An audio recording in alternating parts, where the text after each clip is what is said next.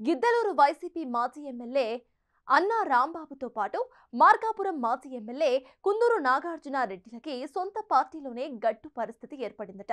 గత ఎన్నికల్లో గిద్దలూరు నుంచి పోటీ చేసి ఓడిపోయిన నాగార్జునరెడ్డి తిరిగి తనకు పట్టున్న మార్కాపురం వెళ్తానంటే జగన్ ఒప్పుకోవడం లేదట. ఆయన చెప్పిన నియోజకవర్గానికి వెళ్లడానికి ఈయన ఇష్టపడటం లేదట. అలా అని తన మనసులోని మాటను అధిష్టానానికి గట్టిగా చెప్పలేక, వారు చెప్పింది వినలేక మల్లగుల్లాలు పడుతున్నారట. రెండు వైపులా పట్టున్న రాజకీయ కుటుంబాల నుంచి వచ్చిన తన రాజకీయ భవిష్యత్తు అంధకారం కాబోతోందని ఆందోళన చెందుతున్నారట. ఇంతకీ ఇటు కుందులకు వచ్చేనా ఆ ఇబ్బంది ఏంటి? ఆ పరిస్థితి ఎందుకు తలెత్తింది? ప్రకాశం జిల్లా గిద్దలూరు నియోజకవర్గం వైసీపీకి పట్టున్న నియోజకవర్గం. కాంగ్రెస్ తర్వాత వైసీపీ అక్కడ సత్తా చాటుకుంటూ వచ్చింది.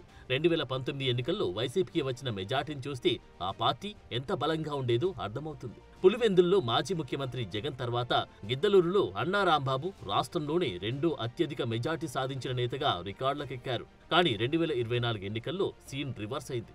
అభ్యర్థుల మార్పులు చేర్పులు ఫలితాలను తలకిందులు చేశాయి. 2009 ఎన్నికల్లో ప్రజారాజ్యం పార్టీ నుంచి విజయం సాధించిన అన్నా రాంబాబు 2014 ఎన్నికల్లో టీడీపీ నుండి పోటీ చేసి ఓటమి పాలయ్యారు. 2019 ఎన్నికల్లో వైసీపీ నుంచి బరిలో దిగి జగన్ తర్వాత 81,000కి పైగా అత్యధిక మెజార్టీతో విజయం సాధించారు. అయితే 2024 ఎన్నికల్లో అన్నా రాంబాబును మార్కాపురం నియోజకవర్గానికి పంపిన వైసీపీ అధ్యక్షుడు జగన్ మార్కాపురంలో ఎమ్మెల్యేగా ఉన్న కందుకూరు నాగార్జునరెడ్డిని గిద్దలూరు నుంచి పోటీలో నిలిపారు. అయితే వైసీపీకి పట్టున్న ఆ నియోజకవర్గంలో పోటీ చేసిన నేత కొత్త కావడంతో ఓటమి పాలైంది. తండ్రి కేపీ కొండారెడ్డి, మామ ఉడుమల శ్రీనివాసరెడ్డిల రాజకీయ వారసుడిగా రాజకీయాల్లోకి వచ్చిన కందూరు నాగార్జునరెడ్డి తొలిసారి పోటీ చేసిన 2019 ఎన్నికల్లో ధీటైన అభ్యర్థిపై విజయం సాధించి తన ఆగమనాన్ని ఘనంగా చాటారు. అయితే 2024 ఎన్నికలు వచ్చే సమయానికి కుటుంబ పరంగా రెండు వైపులా పట్టున్న మార్కాపురం నియోజకవర్గాన్ని కాదని ఆయన్ని గిద్దలూరు నియోజకవర్గానికి పంపడంతో అతని రాజకీయ భవిష్యత్పై నీలి నీడలు అలుముకున్నాయి. మార్కాపురంలో తన రాజకీయ వారసత్వం పరంగా మంచి పట్టు కలిగినప్పటికీ స్థానాన్ని మార్చడంతో తన విజయం దూరమైందని ఆవేదన వ్యక్తమవుతుందట. తనకు పట్టులేని గిద్దలూరుకు మార్చడంతో ఆయన పరిస్థితి అయోమయంగా మారిందట. ఇష్టం లేని పని చేయడం ఎంత కష్టమో నాగార్జునరెడ్డి పరిస్థితి కూడా అలాగే తయారైందట. కనీసం మండలాల వారీగా ముఖ్య నాయకులను కూడా కలవడం లేదా వారు కలిస్తే కలివిడిగా మాట్లాడడం కూడా కష్టంగానే ఉందట. కనీసం క్యాడర్ అవసరమైనప్పుడు ఫోన్ చేస్తే ఆయన ఫోన్ లిఫ్ట్ చేయలేని పరిస్థితిలో ఉన్నారని ప్రచారం జోరందుకుంటుంది. తనకు పట్టులేని చోట కష్టపడే కంటే పట్టున్న చోట పాటుపడమే మేలనే ఆలోచనలో నాగార్జునరెడ్డి ఉన్నారట. ఇప్పటికైనా అధినేత ఆలోచించి తనకు మార్కాపురం కేటాయిస్తే విజయాన్ని అధ్యక్షుడికి కానుకగా ఇస్తానని తన సన్నిహితుల వద్ద చెప్పుకుంటున్నారట. కానీ ఆ విషయాన్ని జగన్ కు చెప్పే ధైర్యం మాత్రం ఎవరికి చాలడం లేదట.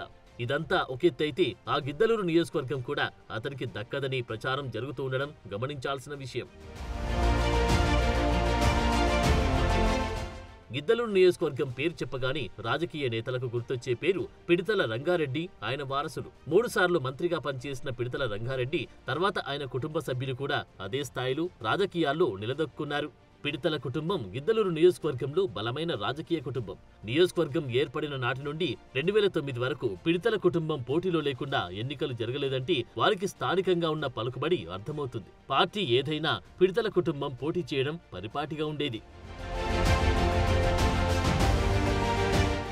గిద్దలూరు నియోజకవర్గంలో అత్యధిక సార్లు విజయం సాధించి మంత్రిగా పనిచేసిన ఘనత కూడా ఆ కుటుంబానికి దక్కింది. అయితే 2009 తర్వాత వారి రాజకీయ ప్రభ మసకబారింది. నేరుగా పోటీలో నిలబడే నేతలు లేక కొంత వెనుకంజ వేశారు. అయితే నేడు మాత్రం వైసీపీలో ఆ కుటుంబం నుంచి వచ్చిన జగన్ సన్నిహితుడైన పిడితల ప్రవీణ్ కుమార్ రెడ్డి నియోజకవర్గంలో కొత్త రాజకీయానికి తెరతీశారంట.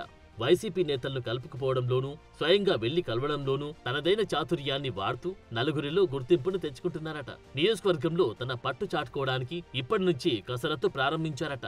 నియోజకవర్గంలో ఏ కార్యకర్తకు ఎటువంటి ఇబ్బంది వచ్చినా నేనున్నాను అంటూ ముందుకు సాగుతూ క్యాడర్కు అందుబాటులో ఉంటున్నారంటున్నారు.